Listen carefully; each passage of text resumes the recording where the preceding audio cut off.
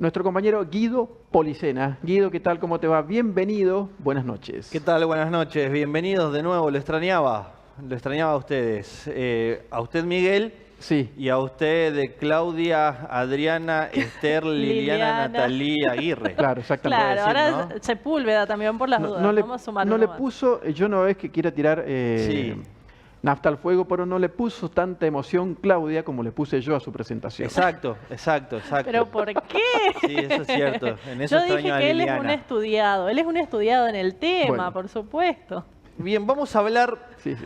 ya salió algo durante el fin de semana, porque el día viernes, aquí a la vuelta y en el chalet mellizo de nuestro chalet Rapaccioli, que es el chalet del doctor Perrando, la asociación italiana, que es la protectora de ese sitio histórico, recibió a una comitiva de autoridades de lo que se podría decir una organización que en sus inicios fue secreta, que hoy por hoy es discreta, más abierta a la sociedad, y que vinieron a rendir homenaje justamente a quien fue dueño de ese lugar, al doctor Julio Perrando.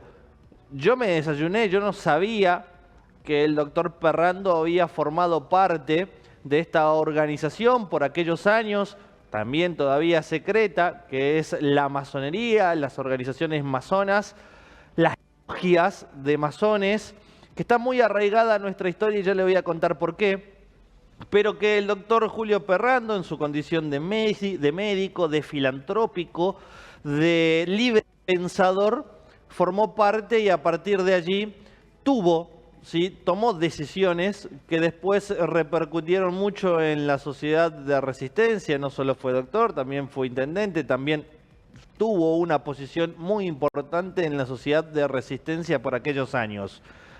Con esta información nos metemos o tuvimos la oportunidad de hablar con quien es denominado el gran maestro, gran maestre de esta organización en la Argentina.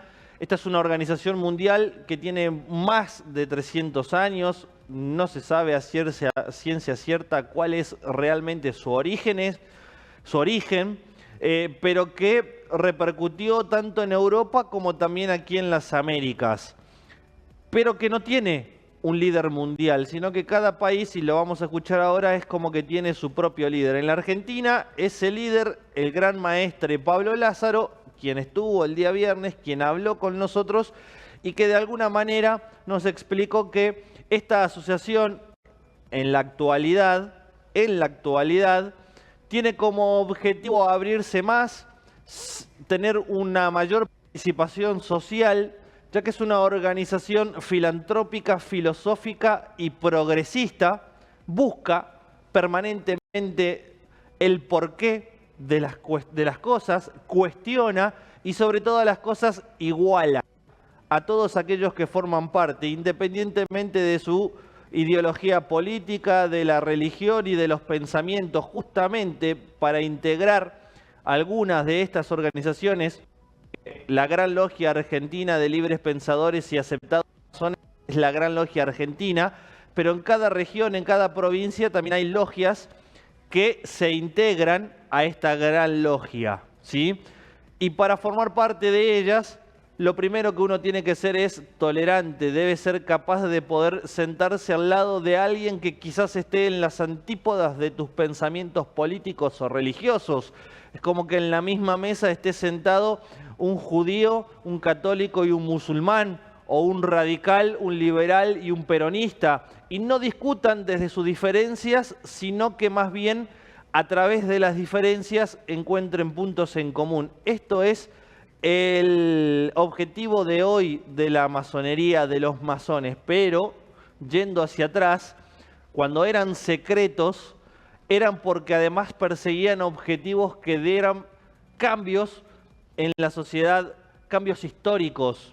De allí la figura de San Martín, Sarmiento, Belgrano, Bolívar, Allende, tantos otros próceres argentinos que formaron parte de estas logias. San Martín y la logia Lautaro.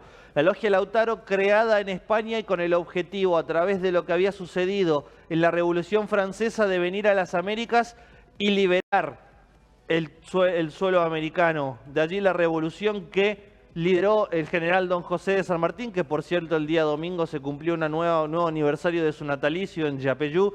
Se hizo esta conmemoración con Gustavo Valdés y la vicepresidenta Victoria Villarruel presentes.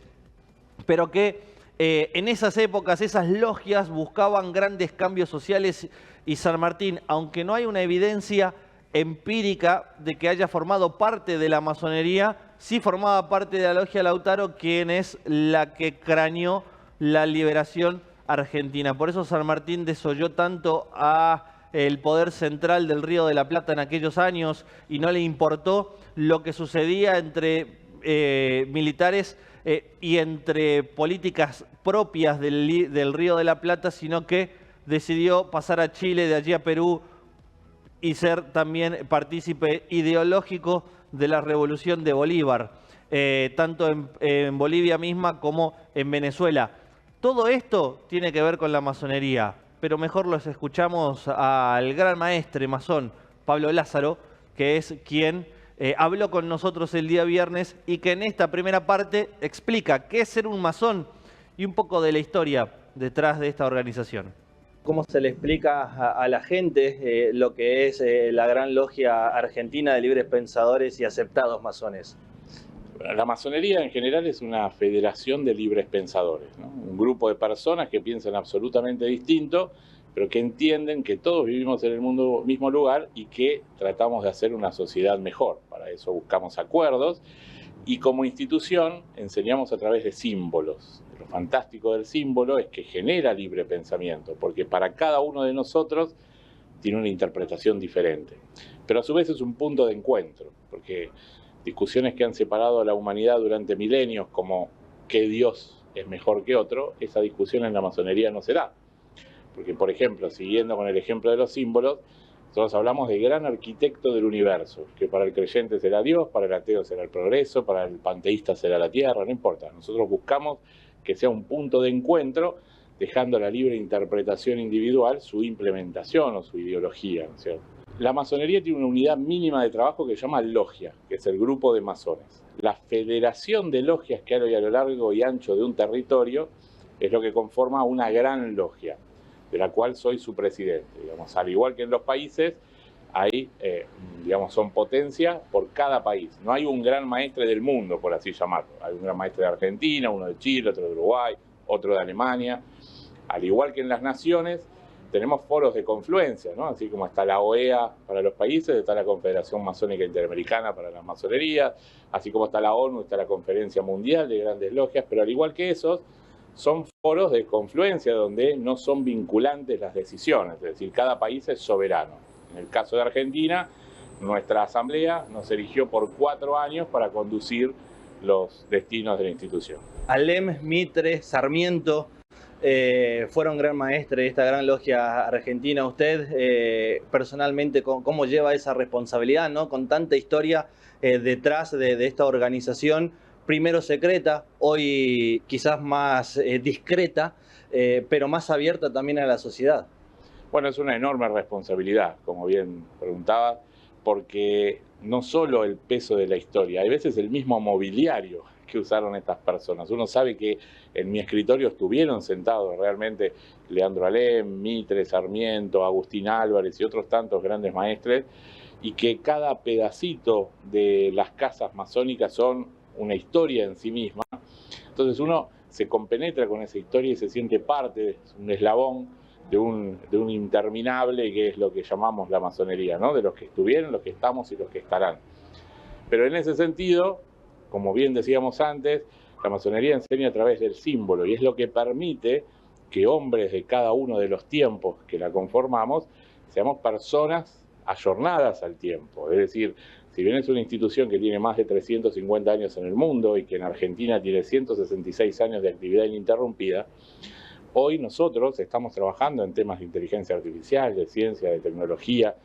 El masón se ocupa del hoy, del ser y del quehacer. Es decir, no es una institución, por más que hablemos de Alem, Mitre, Sarmiento, que se dedique solamente al pasado. Somos muy respetuosos del pasado, estamos muy orgullosos de nuestra historia, de contar quiénes somos, quiénes fueron.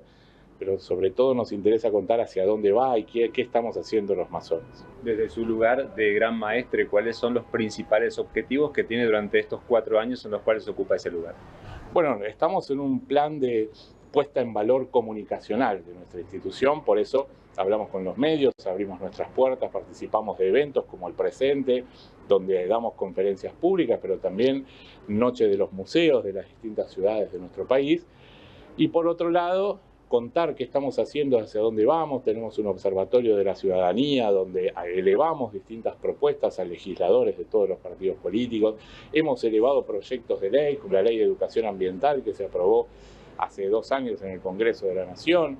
Estamos trabajando en nuevos proyectos y estamos siempre pendientes de temas muy caros a nuestros afectos, como son, por ejemplo, la educación. El masón sostiene la educación pública, gratuita y laica. La masonería formó parte de discusiones como la Ley 1420, de educación libre, laica y gratuita, la reforma universitaria del 18 y otras tantas instituciones que hicieron a la movilidad social ascendente que hubo en nuestro país.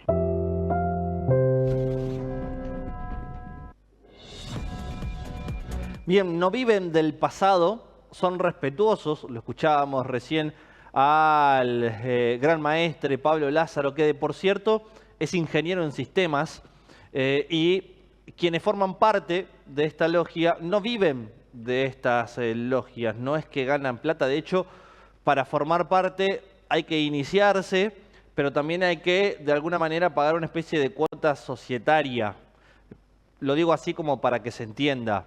Y es un lugar donde más bien uno va a hacerse preguntas y a coincidir o discernir con el que tiene al lado y hoy por hoy también ¿sí? encontrar respuestas quizás personales y sociales y tratar de alguna manera hacer cambios que puedan llegar a generar algún beneficio en lo personal y en lo social. Aquí en Chaco, en Sáenz Peña y en esta zona, que es denominada la región 5 para esta gran logia argentina de libres pensadores y aceptados masones, pronto habrá un templo. En Corrientes lo hay, no se esconden, están a la visión, a la vista de cualquiera que quiera interiorizarse y también a través de su página web te explican cómo hacer para ingresar. Uno debe ingresar decidido a entender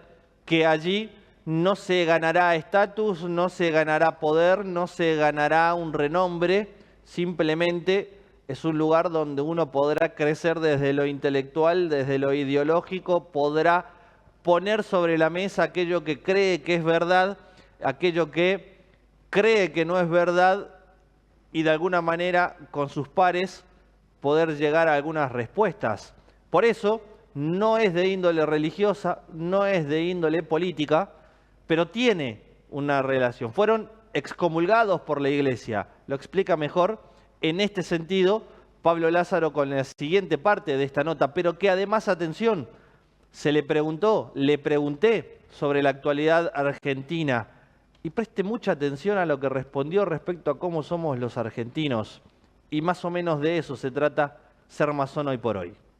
¿Cuál durante muchos años quienes formaban parte de las logias y de la gran logia en Argentina preferían siempre estar en secreto, digamos, han sido perseguidos, han sido asesinados, desaparecidos, justamente por esto, ¿no? Por el eterno porqué de las cosas? Efectivamente, el masón como libre pensador necesariamente se pregunta todo el tiempo el porqué de las cosas.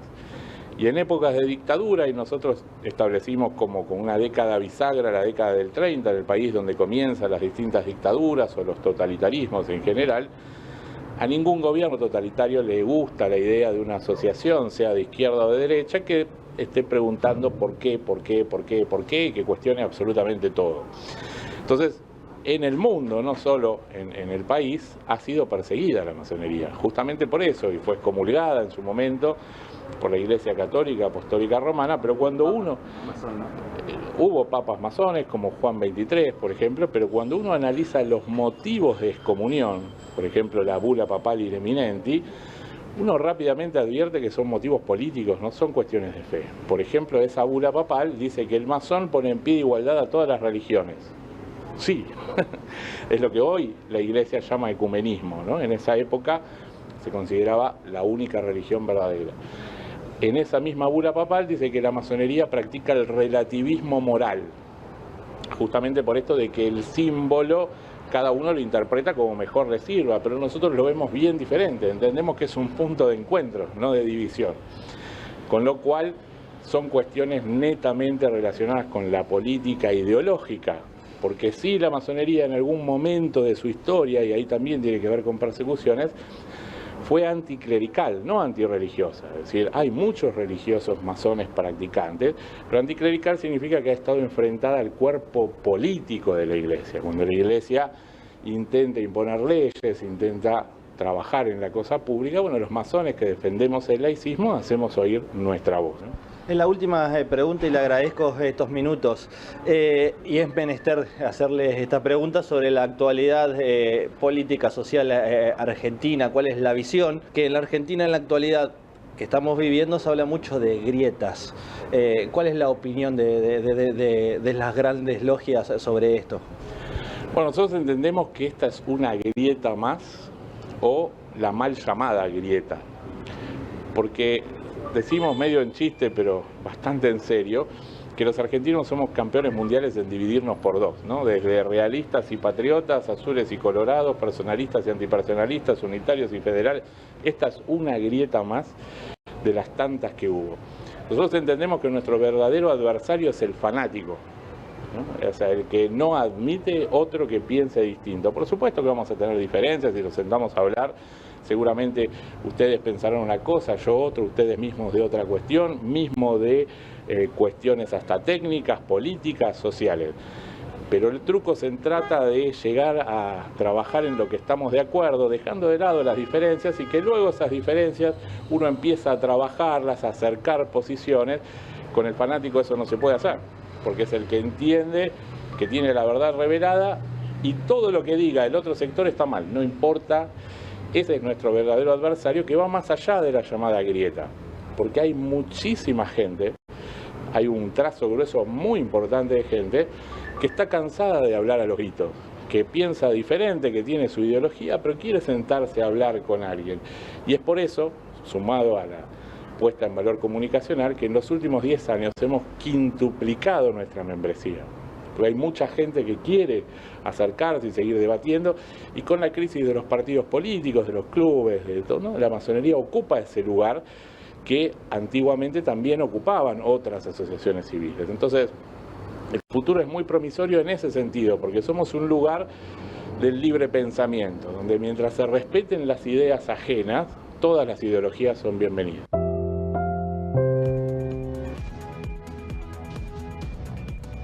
Y para terminar, Miguel, Claudia, me voy a despedir con una reflexión sobre esto último que decía, ¿no? Cuando arrancaba yo esta columna como para explicarle qué era la masonería, yo le explicaba o le contaba o les nombraba a algunos de los grandes próceres argentinos, políticos también, porque Irigoyen, Perón y Alfonsín también eran masones. De hecho, detrás de aquel famoso abrazo de Perón y Balbín, ¿no? El abrazo de la fraternidad, que tan pesada es en nuestra historia, digamos, tan vinculante es en nuestra historia, ese abrazo entre Perón y Balbín, estuvo detrás la masonería argentina, eran masones.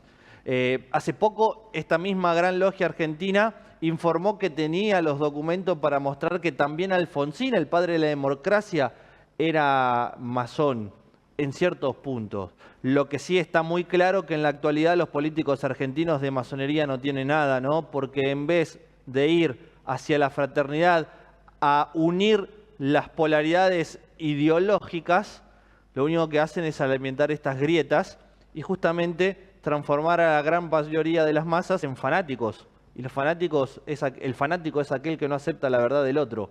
Y es algo que quizás los argentinos tendríamos que rever, dejar de lado el fanatismo o llevarlo quizás un poco al fútbol o a alguna otra cosa y no tanto a la política y a la sociedad, porque el mayor adversario siempre será el fanático. Para los masones, pero para la historia argentina también.